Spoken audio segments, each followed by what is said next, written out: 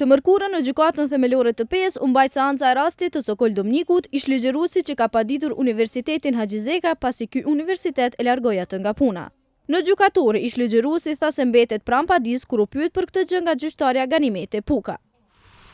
Unë drejtë sa përket përmbajtjes së autorizimit dhe natyrisht edhe për përfaqësuesit, të cilët vana faktikisht i kam shënuar në fund të ndaj përgjigjes së nga mbet pranë padisë. Të kundërten e tha Kol Krasniqi, përfaqësues i palës së paditur. Që ndrojnë në tërësi pranë kundërshtimit të padisë së padicit.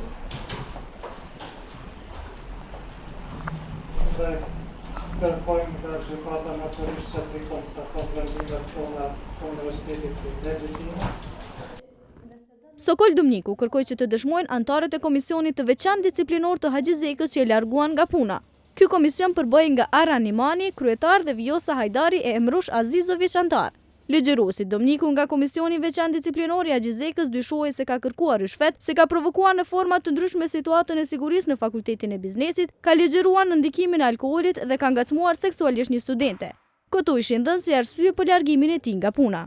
Domniku tha se vetëm nëse këto akuza vërtetohen në gjykat kur të dëshmojnë anëtarët e komisionit, do ta tërheqë padinë. Ai pretendon se janë bërë shkelje të rënda ligjore gjatë largimit të tij nga puna dhe kërkon anulimin e vendimit për ndërprerje të kontratës me universitetin.